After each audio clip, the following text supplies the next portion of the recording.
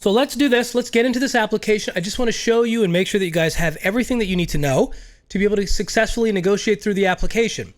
It is in the application process that I do see questions come up, and I want to make sure that we have clarity here. So again, where are we? We are in that PSI candidate information bulletin.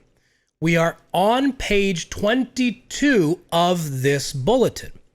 On page 22 and slightly beyond, several pages after, is the application paperwork that you guys need to complete, scan, and upload to PSI. You're going to be emailing them this application. And I'm going to show you exactly where to send it and how to do it. Okay, so let's get into this. First things first, I am using Adobe Acrobat Pro DC. Some of you guys may not have this. I have the Adobe suite. We use Adobe products for like all kinds of stuff. I'm a video editing person. I do tons of graphic animation stuff and all of these other things. So I use the Adobe Creative Cloud suite, right? I also have Adobe DC Pro. Adobe DC gives me the ability to be able to type into PDF documents, compile them, combine documents, do all kinds of different functions. Sign documents, send them off, and everything else. I'm aware that some folks may not have this. You need something that you can at least type into a PDF. If you cannot, then you're going to have to go old school and print this stuff out, fill it out by hand, okay? Affix an actual physical photograph to it. With the digital stuff, you can take a picture, crop it down from your hard drive, and stick it right here on the PDF and save it.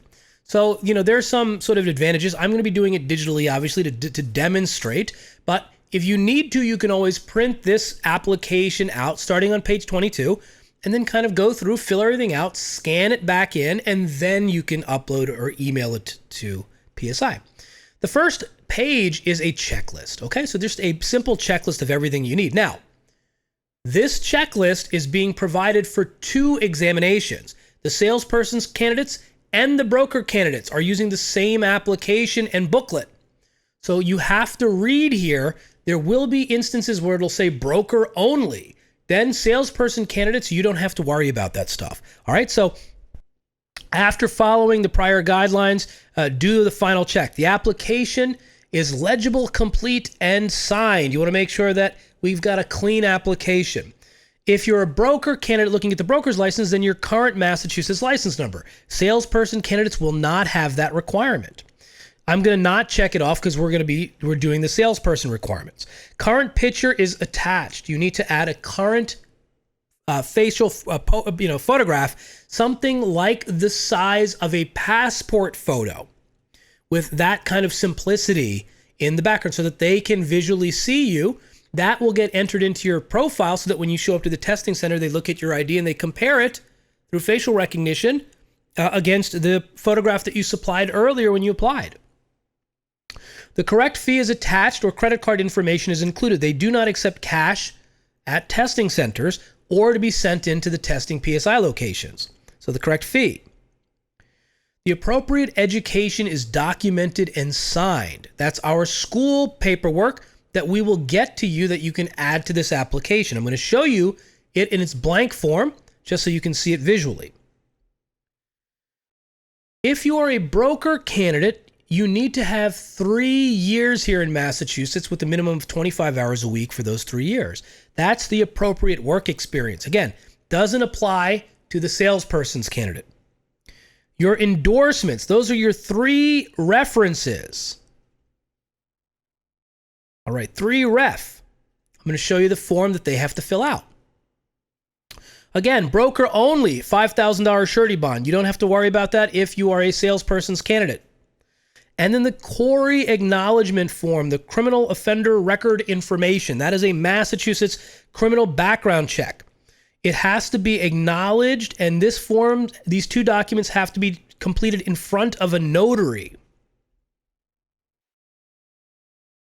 So you need to be able to find a notary to be able to do this bit. So these 2 pages, the Corey form has to be completed in front of a notary. Okay, it's 2 pages. They verify that you are who you say you are. They check your ID. They stamp and seal it. And then that gets added to this application checklist. Now, what is the school form? That is something that we will fill out for you. I'm going to show you that in the application process. We will make sure that the school form is the correct form, the student's name is on the form, the total hours of education, and the school seal is showing. We will do all of that. That's when you complete your hours, you've done your homework, and you've attended all of the stream sessions during this time. Work experience, again, only broker specific. I'm going to skip that part. That's for broker applicants only. That's another document that your supervising broker signs off on, and all of the dates need to, sort of corroborate with the times that you've been an active licensed individual. Please be aware that when your application arrives at PSI, it is reviewed as quickly as possible, usually in a matter of days or weeks. We cannot wait for missing documentation. Your application will be returned if it is missing documentation, which will create unnecessary delays. It is in your best interest to make sure your application is ready for approval on first review. Complete and email the application to, and here is the email address. Now, when you send this email with the attached application completed, it is my suggestion to immediately authenticate any emails coming from PSI online. This way, when they send you a clearance email, it doesn't end up in promotion, spam, or junk. So learn how to send or authenticate depending on the email service that you use. Go in there and make sure you send or authenticate. Do it or do it even today, just to make sure that if you intend on doing this and sending this out, that you will receive that email when they send it to you. Because remember, it's going to be 30 days from now. You might miss it. Currently, PSI is accepting emailed applications. So that is your specific place that you're going to be sending it to. Okay, let's go into the application. The first page of the application, they're going to require a photograph. So one benefit of doing this with, like a software like Adobe DC or something like that is that, you can basically fly it in, copy and paste it and stick it right there. So just as for illustrative purposes, I went ahead and did that. Now I'm going to select the fill and sign option here on the software, which allows any space to be able to enter information into. So your photograph has to go here. Then you guys can start filling this out. So with my salesperson's candidates, you're applying for a salesperson's exam. So we just put a little mark there. If you're a broker, then you fill out the top portion. Social security number, just putting in a dummy account there. Date of birth, whatever, you're going to put in there. Say I'm really young. And then let's say you put in, the gender. You can prefer not to answer that question. You put your little marcation there, and you're good to go. Then you're going to type in last name, put in your first name, any middle initial. If you're a first, second, third, if you're second, third, fourth, that kind of thing, you can put that in here. Former name, also known as AKAs or aliases. Then your building number, your street address, if there's a PO box, city, primary phone number, mobile. Now the email address, this one is super important. So make sure your email is very legible. That's not my real email address, but you get the point. And then your preferred method of communication. I would always select email. Obviously, you could, if you want, postal mail. But, my suggestion would be email. That might be the fastest way to do it. All right, so that's your first page of the application, basically filled out with the photograph, don't forget. Then we go to the page 2. Page 2 is pretty easy. Education requirements for my salesperson candidates. That's the 40-hour approved program. Okay, so you're taking that one. Work experience requirement. It says here NA for you guys, for salespersons.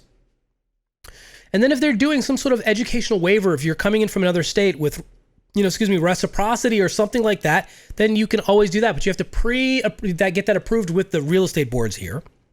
Then you go through this, yes, no. Has a licensing certification board in the United States or any other country or foreign jurisdiction taken any disciplinary action against you? And obviously these are, the more no's, the better, right? Obviously. Are you subject to a pending complaint that may result in disciplinary action? Have you ever voluntarily surrendered or resigned on a license? Have you ever applied or been denied a professional license in the United States? Have you ever been admitted to or been convicted of a felony or misdemeanor? Now, you have to answer these honestly. So the answer is yes, then you do need to answer. You can't hide this. If they find out, they will not license you, and you could be fined for lying. It's a penalty. So you want to make sure that you're very honest about this stuff. So here, no. Do you have any open or pending charges pertaining to a felony, misdemeanor, or something like that? The answer is no. Again, read all of these questions. If the answer is yes, then answer truthfully. If you don't know what to answer, or if there was a sealed record when you were a juvenile or something like that, then the Real Estate Licensing Board has documentation that if you went to their website, we actually post ours as well. It's called sort of the gross moral character references, and it talks about criminal past and what to do. You're not automatically disqualified. For some things you are, but you're mostly not automatically disqualified if you've had an issue in your past regarding crimes. You just need to clarify what that is, and you need to go and review that document. It's here in the state, it's called the GMB. You're going to go through and you're going to sign. Okay, so then you're going to add your signature, and then you're going to date. Again, I'm just showing you this so you know exactly what to fill out. The next page, page 3, these are your examination fees. Now, if you do require special examination accommodations, all of these exam centers are ABA compliant or ADA compliant, Americans with Disabilities Act. If you need special accommodations, the form is in this packet. You can fill it out. You have to pre-submit it. They have to clear you, and then you can go ahead and get those accommodation requests filled within the framework of what PSI can offer. Okay, so that's here if you do. The application fees, if for a salesperson candidates, the exam fee is $54. The application processing and license processing fee is $31. Remember, you have to pay extra money to get the license from the state. That's an additional charge. The total is $85. If you're an active military member and you fill out the forms and pre-submit them, they'll waive the $31. Okay? So it's $85 for everybody else. That's for the salesperson candidates. Re-examination fees do exist if you have to retake the entire exam or any portion of the examination. And you can send in payment ahead of time by filling out the credit card information here and providing that information. Okay? So you can fill all of this information out. Instead of, killing time here, I'm just going to kind of scroll through that. You get the point. You can also pay for the examination once they green light you as well. Okay? You can, when you open up the window to schedule your exam, you can pay for it then and there. Page 26 in this application is the first page of the CORI, the Criminal Background Investigation. This page and the page following it must be completed in front of a notary public. So we're going to go through this really quickly. This is giving assent to the state of Massachusetts to conduct a criminal background check. Now, just a couple of things here. Even if you've had one done recently, you still have to have this one completed. They can't use that one for this. This has to be separate. One of the reasons there's about a 30-day delay is because this documentation has to come back to Mass. Mass does their criminal background checks, sends the information to PSI. PSI then updates the records that they create for this examination clearance, okay? So this is all done in front of a notary. You will sign this in front of a notary.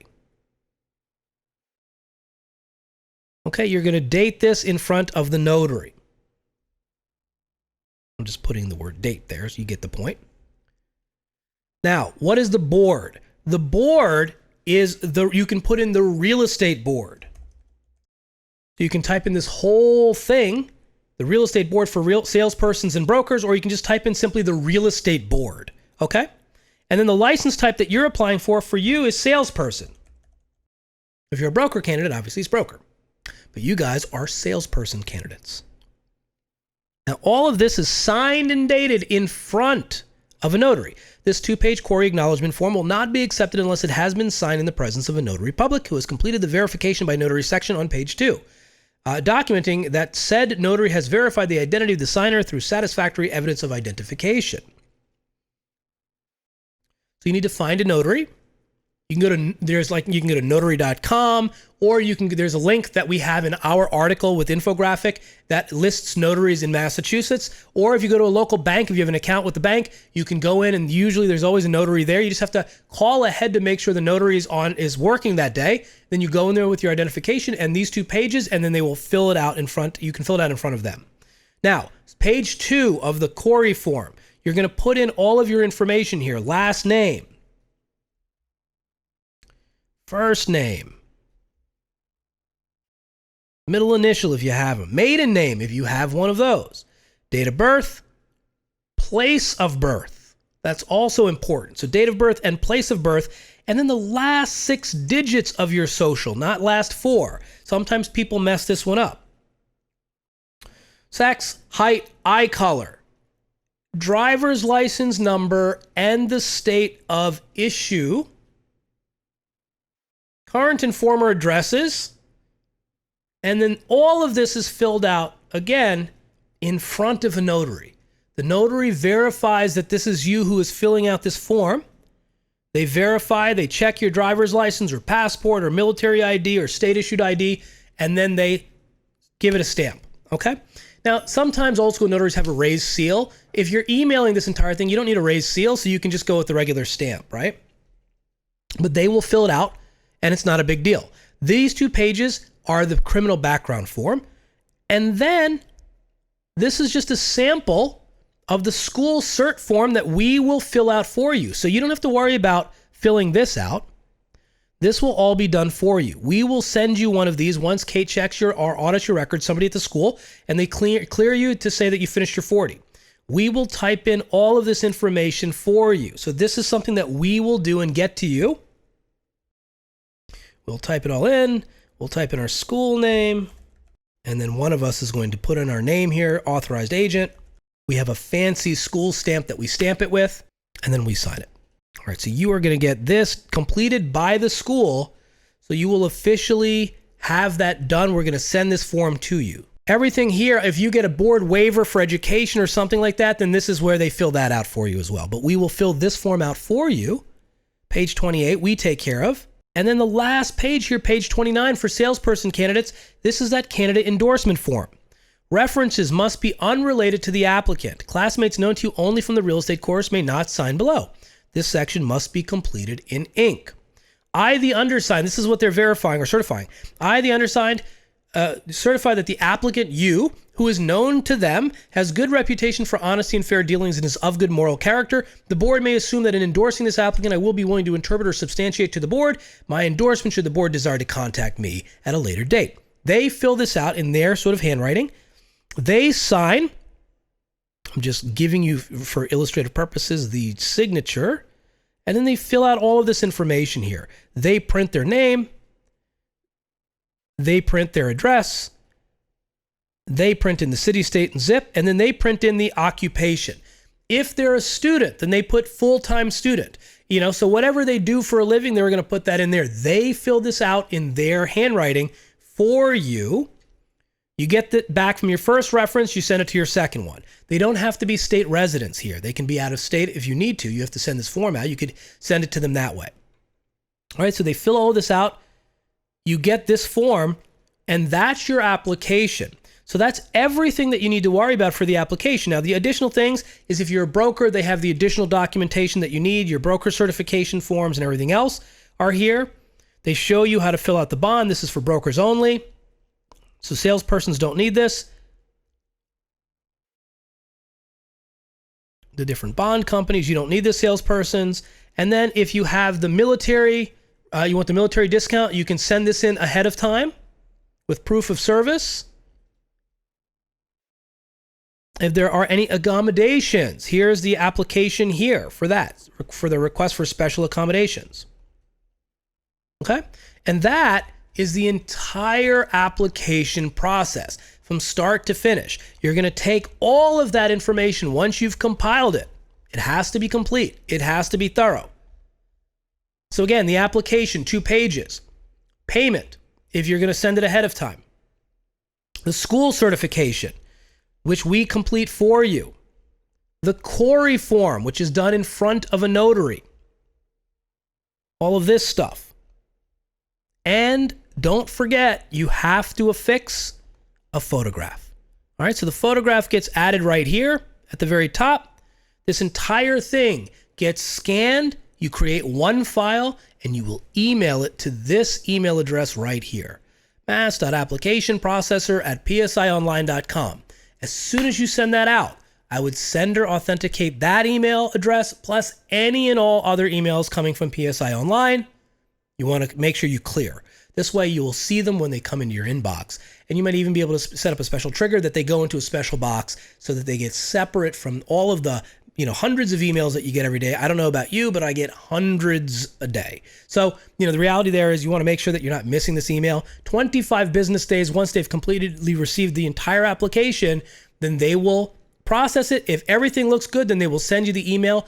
Then you can go into that page, that website, and then you can schedule. So then at that point, you can go back here. They're going to give you the instructions, and then you'll be able to go in at this point to schedule, sign up, create an account to schedule an exam. You'll sign up first, create your account, schedule the examination, and then your exam details are right there. Okay, so that was the entire process to finish the applications. Hopefully you'll find that helpful. Something else that we do also have is we do also have a fantastic infographic and an article. So it's all in written format, and it's in video format, and it's in infographic format. So we go through everything. So we have a 10-step process to do the application.